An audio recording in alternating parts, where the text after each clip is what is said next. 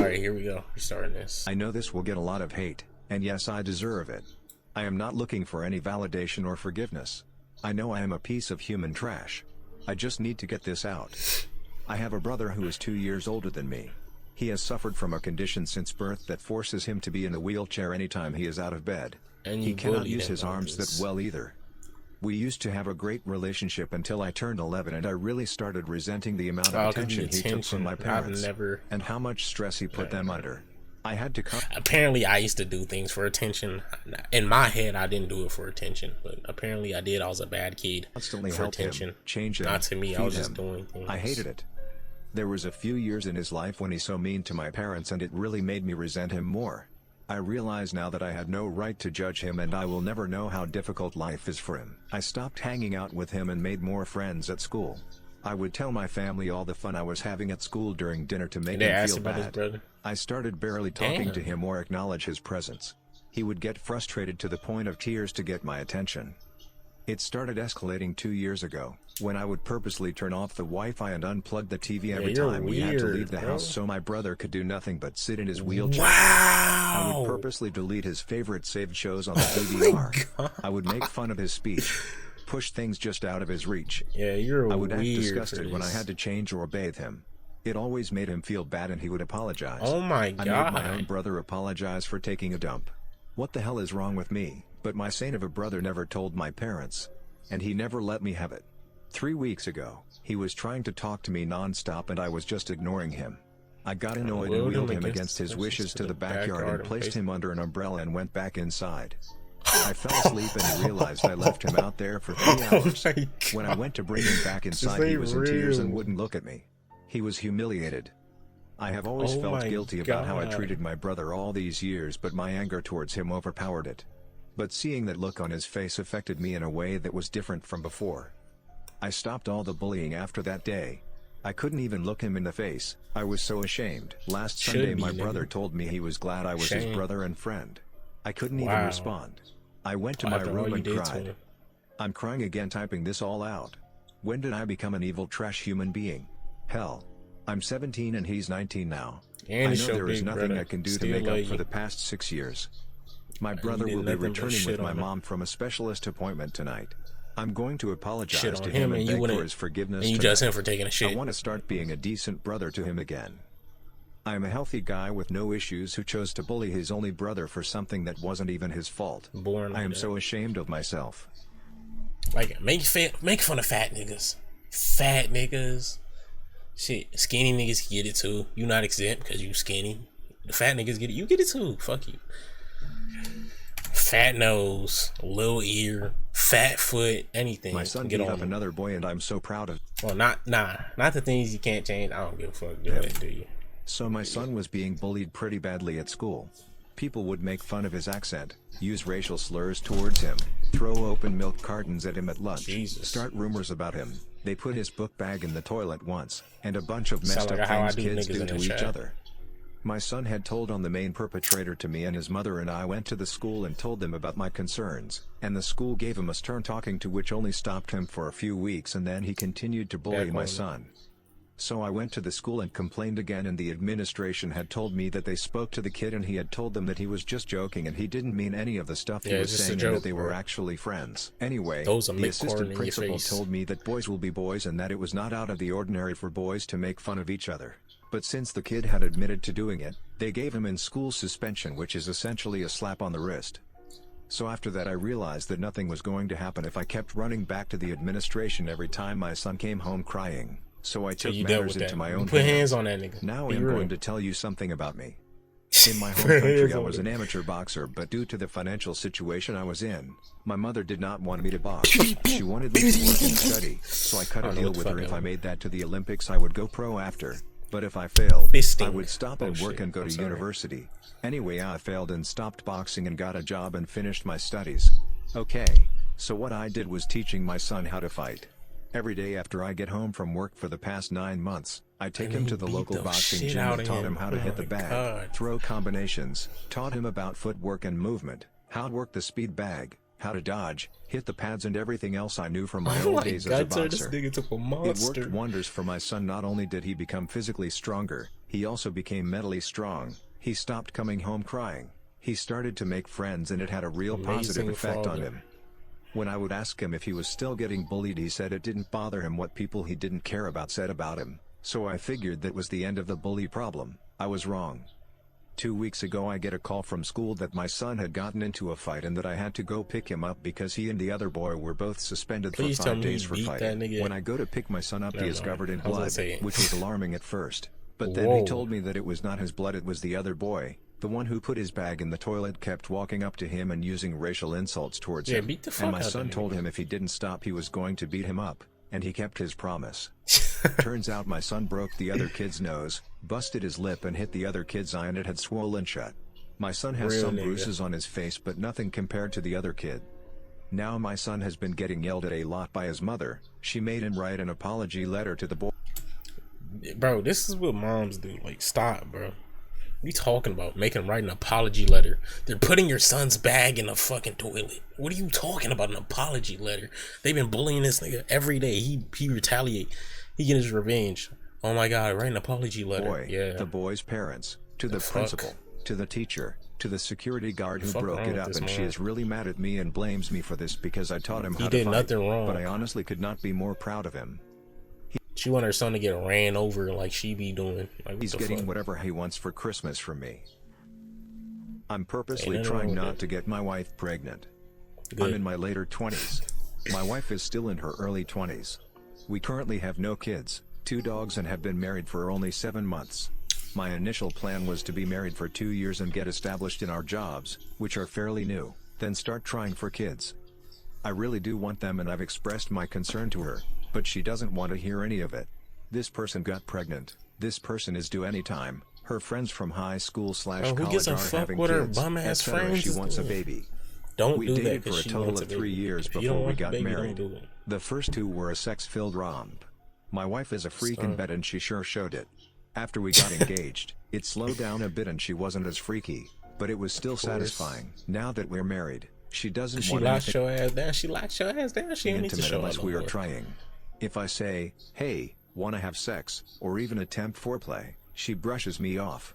But if I say, hey, let's make a baby, she turns back into freak mode. That's weird. My wife is one of those that thought if a guy ejaculates inside a woman, she will become pregnant no matter what.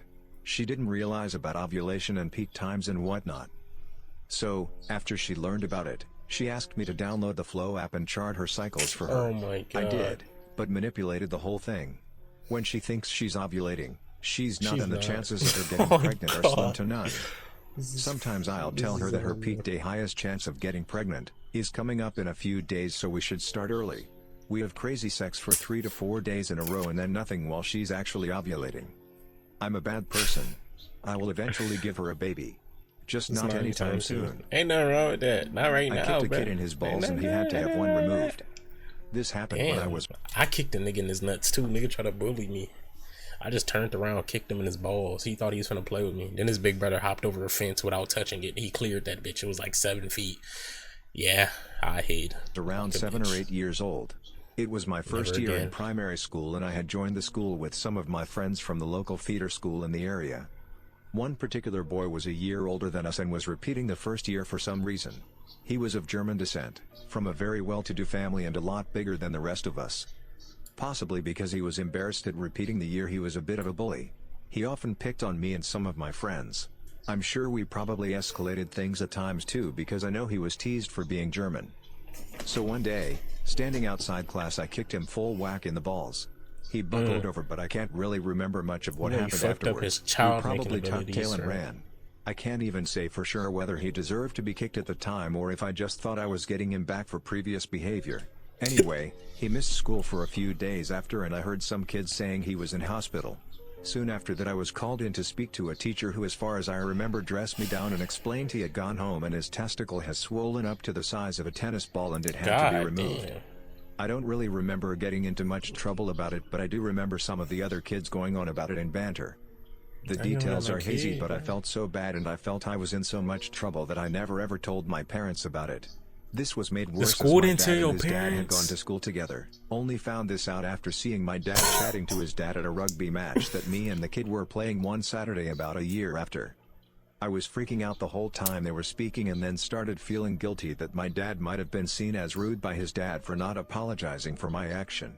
It didn't come across that way, as they seemed like old friends catching up, but I felt so guilty. I felt so awful about it. I mean, at the time I didn't realize that it may have an effect on him being able to have children, but I felt like I'd done something so horrible and always expected my family to confront me about it. When I learned of the reproductive challenge this might cause, the guilt was just amplified. The years that followed in primary school were mostly fine. On the odd occasion he would have a go at me. I remember him having a slightly shorter fuse with me than others, but I think he ended up being okay and less of a bully. Saying that, he did try drown me in a river at our primary school leavers camp as I'd pissed him off for some reason, but mostly the in-between years went by without incident. I left that school to go to a different high school, so I never maintained contact with him. I saw him once during my teenage years and we chatted. He didn't really do, like, the kid don't even understand, like, he can't have kids no more or something. I don't know. For about until 5 later, minutes. he's gonna be pissed. I remember it being friendly. I never, ever mentioned it. I hope he was able to have children. I'm sorry, bro. I'm sorry I never said sorry too. I kicked a nigga in the nuts. It was well deserved. I told my mom to just die already while she was sick with cancer. I felt like this is the best place to confess this guilt that has been a part of me for the last 10 years. My sweet mother passed away when I was 9 years old. During her gruesome battle with ovarian cancer, I got frustrated seeing her rapidly deteriorate. I just said what came to my childish mind: I wish you would just die already. Oh my God. Her response is what continues to ache my soul. She looked at me without words and began quietly sobbing. 9-year-old me couldn't comprehend the situation, so I left her to cry and walked away with guilt. We never spoke about it, and she passed away months after that happened. Wow. I wasn't a bad child. I just wasn't prepared to handle seeing my mother suffer the way she did, and it made me frustrated. Rest in peace, Mama. You cross my mind every day. Jesus Christ. My favorite thing working as a window washer was going through people's private possessions. So I worked as a window washer in my small town in Sweden for about 5 years. Every morning you went to the warehouse where we had all of our stuff, drank a cup of coffee with your coworkers and talked for a bit before getting to know the places you had to go to that day, and who you had to do them with. Our bosses were very keen on everyone getting to know everyone, so they changed up the teams every day. This meant sometimes you got to go out by yourself. A typical workday is going to 4 to 5 houses or apartments, sometimes old people, they were always home, sometimes families who were home because they knew we were coming. Not very often, you got people who left their key under the mat and let us go inside without them being home. I liked this the most, since you didn't have anyone breathing down your neck while you worked. And sometimes, once in a blue moon, you got a house, with nobody home, by yourself.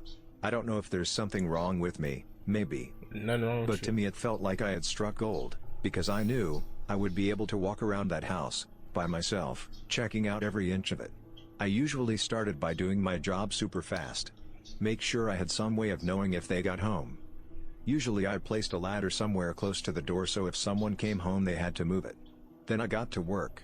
I never looked to steal anything, it was pure curiosity. Whoa, he looking around cribs? Cabinets, nightstands, desk drawers and basically anything that you could open, while making sure everything I touched was placed back exactly where it was before. What the hell? During the years I found diaries with dark secrets, cute secrets and just downright weird secrets. I've found used condoms in the teenage boy's room, dildos and vibrators in the daughter's or mother's nightstands. Oh my God. I found a gun under a mattress, which in Sweden is not something you see every day. One couple had a sex swing hanging in the bedroom. A gun in Sweden so it's not really insane. something I needed to look for, but I thought it was strange that they didn't take it down when they knew people were going to be in the house. I once opened a teenager's MacBook, and boom, Pornhub, paused mid-video. No password, no incog. No incognito window, nothing. Niggas is Jewelry, tweaking. expensive watches and knives. That's retarded. One kid had a 3-knife welded together like a ninja star but with a handle. Like I said, never stole anything. That wasn't my goal. I just loved going through other people's stuff. I might dabble in the diary. It's wrong, you know. I know that. But I couldn't help myself. I used to go into random homes in my neighborhood when the occupants weren't home. This was in the mid-80s when security wasn't like it is now, and also, lots of families didn't even lock their doors. The first time I ever did this was when I was riding my bike in the neighborhood and saw a front door of a home wide open. I peeked in and said hello just to see if someone was home. No one answered. I stood in the living room just scanning the area and got spooked and left. After that day, I was hooked on it. I would wait for people to leave and enter through whichever door or window was open and would walk around.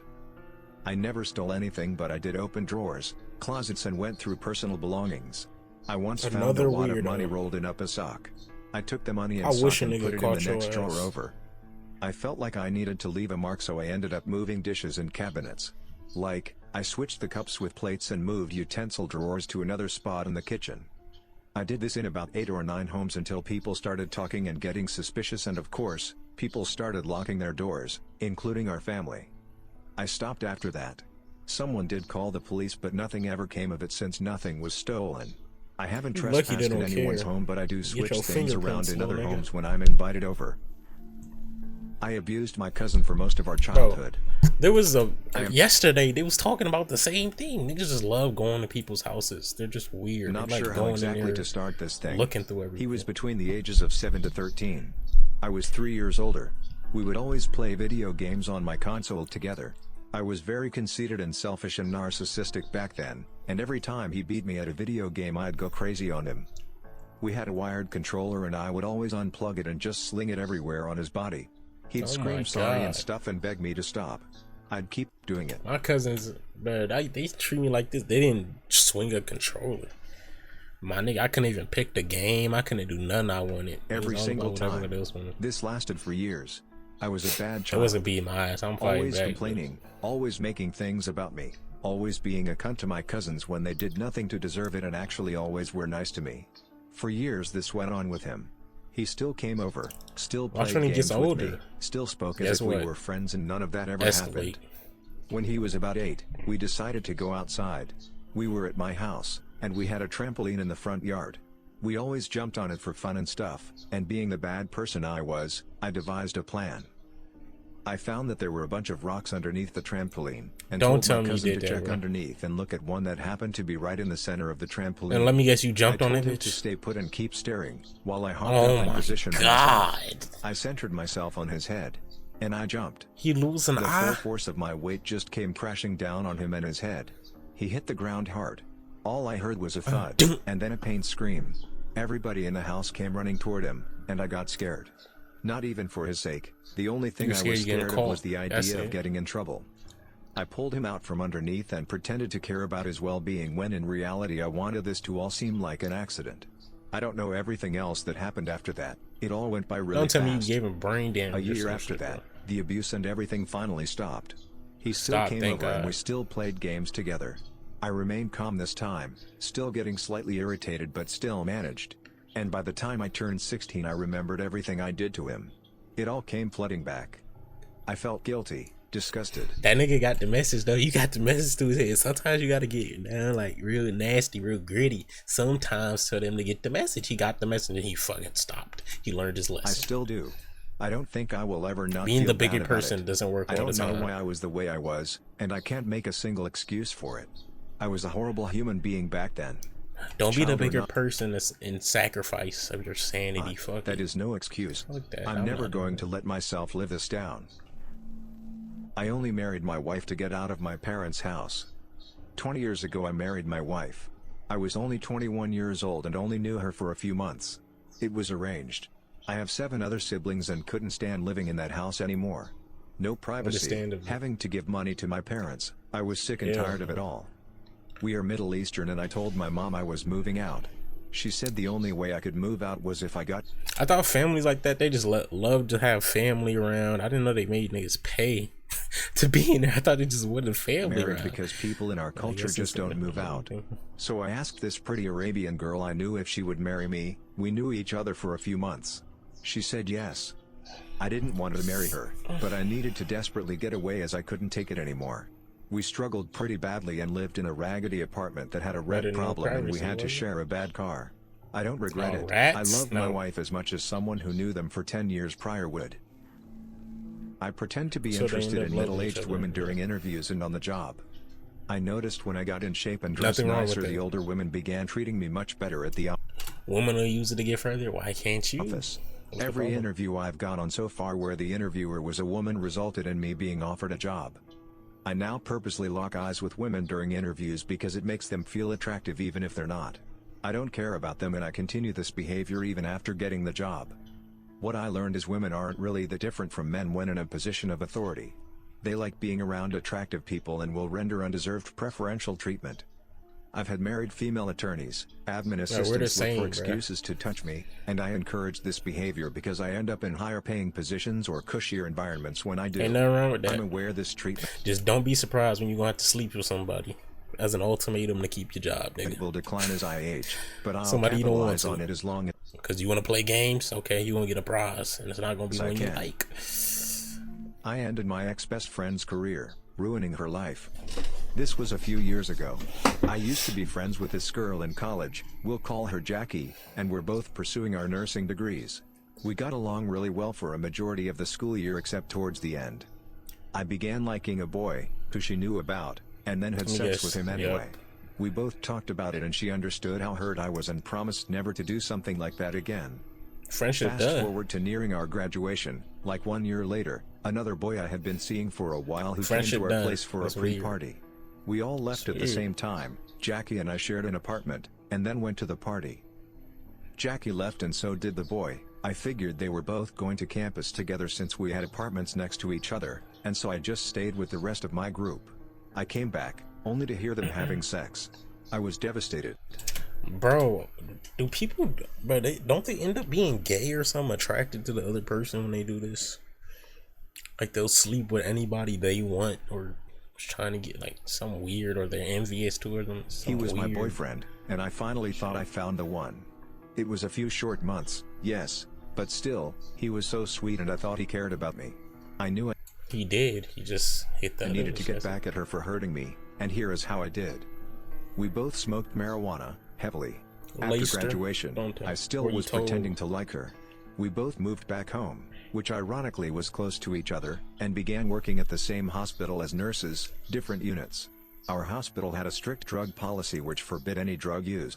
I stopped smoking, but she didn't. I would always convince her to, and I'd just have a drink or pretend to take a hit from it. Sometimes I'd even fake roll one and just smoke a cigarette while she smoked marijuana.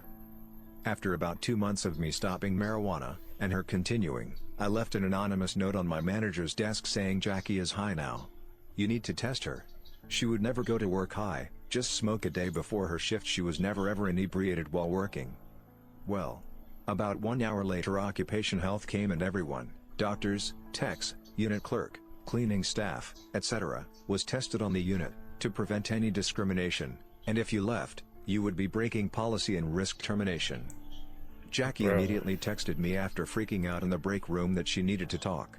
I ran up and faked to have no idea and was comforting her saying it'd be fine and nothing to worry about. 1 week later, terminated. She violated the drug policy which results in immediate termination. She was blacklisted at the hospital and all nearby ones as well. Because of the state I was in too, at the time it was a controlled substance, which made it especially bad. We worked at that hospital for only a few months.